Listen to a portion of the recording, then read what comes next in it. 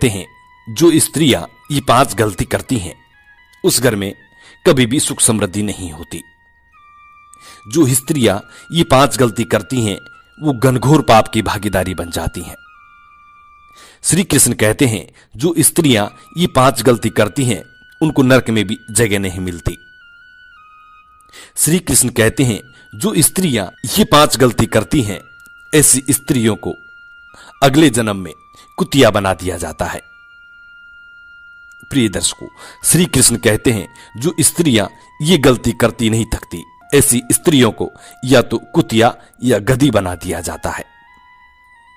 प्रिय दर्शकों, जो मेरी माता बहन इस वीडियो को देख रही हैं वो वीडियो पूरा देखें और हो सके तो अपने घर में कभी भी ऐसी गलती ना करें। यदि ऐसी गलती करती हैं तो आपका जीवन इस जीवन में भी दुखमयी होगा और अगले जन्म में भी आपको बहुत पीड़ा सहनी पड़ेगी।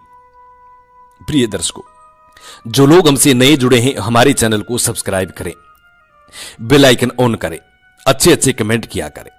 हमारा मकसद है प्राचीन भारत का लुप्त हो रहा ज्ञान आम जन कल्याण हेतु आम जन तक पहुंचाना। प्रिय दर्शकों, श्री कृष्ण कहते हैं जो स्त्रियां अपने घर में ऐसी गलतियां करती हैं वो कभी भी सुखी नहीं रह सकती।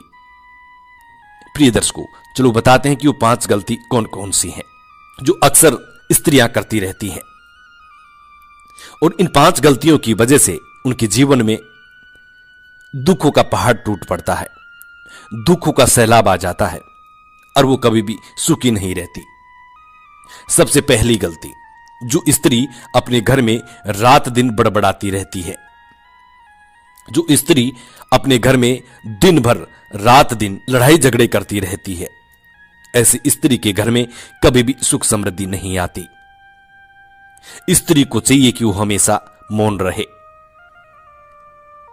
कुछ काम के वक्त ही बोले। यदि छोटी छोटी बातों को लेकर के अपने घर में रोज आप झगड़े करती हैं, अपने पति से झगड़े करती हैं, तो ऐसे घर में कभी भी बरकत नहीं होती।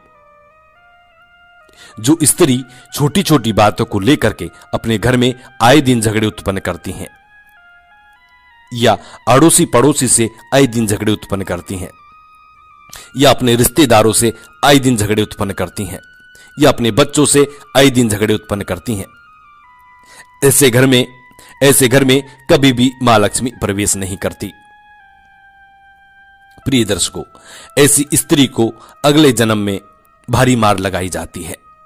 प्रिय दर्शकों, ऐसी स्त्री को यमराज द्वारा भारी मार लगाई जाती है। इसीलिए जो माता बहन ये गलती करती हैं, यदि आप अपने घर में सुख समृद्धि यश वैभव की प्राप्ति चाहती हैं तो आप किसी से लड़ाई झगड़े ना करें, रात दिन घर में कलह उत्पन्न ना करें। इसीलिए माता बहनों को चाहिए कि वो जितना काम हो उतना ही बोले, इससे ज्यादा नहीं, क्योंकि घर संभालने वाली सिर्फ महिला होती है और महिला यदि घर में रात दिन कलह उत्पन्न करेगी उस घर में मां लक्ष्मी का निवास नहीं होगा, क्योंकि घर की लक्ष्मी सिर्फ औरत होती है। दूसरा कारण श्री कृष्ण बताते हैं जो महिला अपने पति को धुतकारती है, अपने स्वामी को धुतकारती है, उससे रात दिन लड़ाई झगड़े करती हैं, उसकी एक बात पर अमल नहीं करती, उसकी सेवा नहीं करती, टाइम पे भोजन नहीं खिलाती, ऐसी महिला हमेशा नरक में जाती है। प्रिय दर्शकों, ऐसी महिला को नरक में भी जगह नहीं मिलती। जो अपने पति को, अपने स्वामी को बेदर रखती है, अपने पति को जो खुश नहीं कर सकती, ऐसी महिला को नरक में भी जगह नहीं मिलती। ऐसी महिला को अगले जन्म में या तो कुतिया या गधी बना दिया जाता है, ऐसा गरुड़ पुराण में वर्णन है।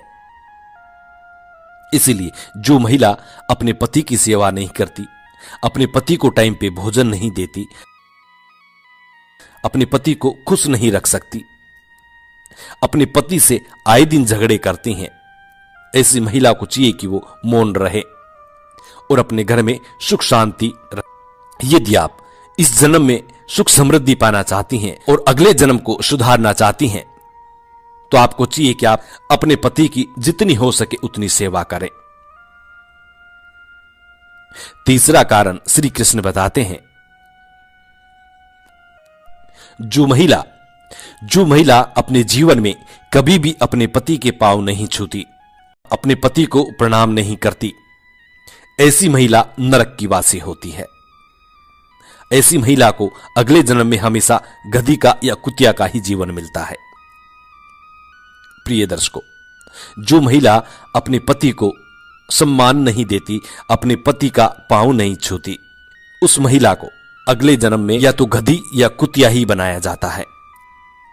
इसीलिए महिला को चाहिए कि वो अपने पति के पांव जरूर छुएं।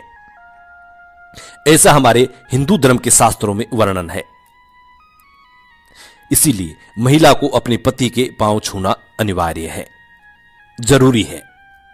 ऐसा जरूरी नहीं कि आप रोज अपने पति के पांव छुएं, नहीं।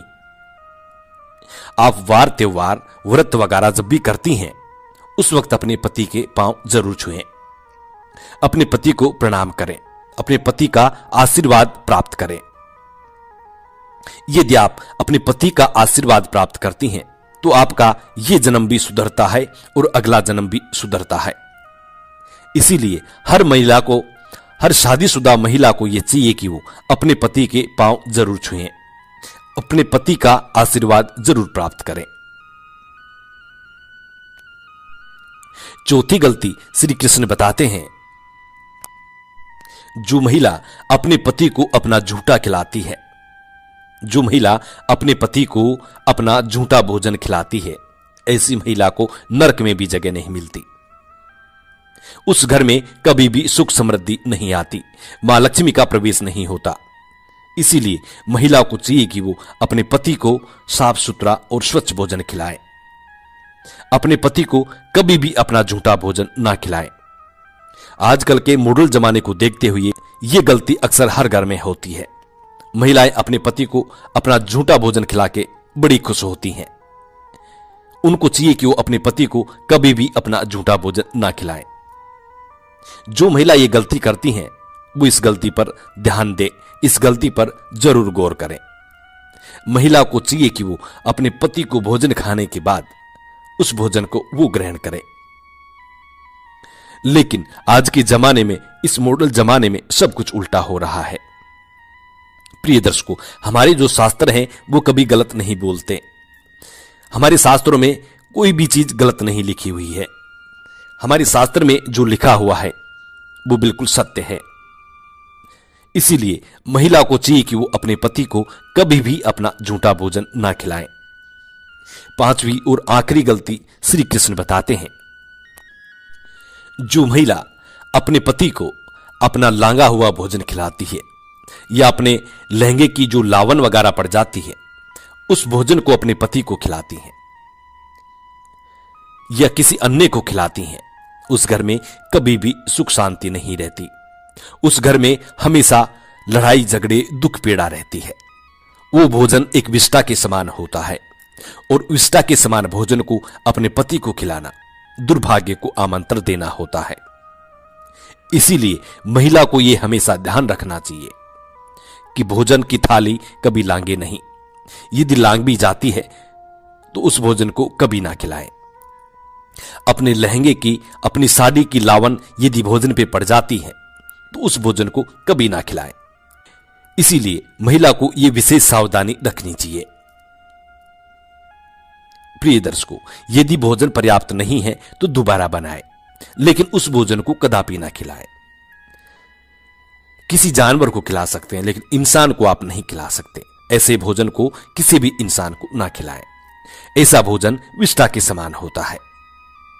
हमारा मकसद है प्राचीन भारत का लुप्त हो रहा ज्ञान आम जन कल्याण हेतु आम जन तक पहुंचाना। जो लोग हमसे नए जुड़े हैं, हमारे चैनल को जरूर सब्सक्राइब करें, बेल आइकन ऑन करना ना भूलें, अच्छे अच्छे कमेंट किया करें। प्रिय दर्शकों, हम उम्मीद करते हैं आज की ये जानकारी आपको पसंद आई होगी। जी नमस्कार, धन्यवाद।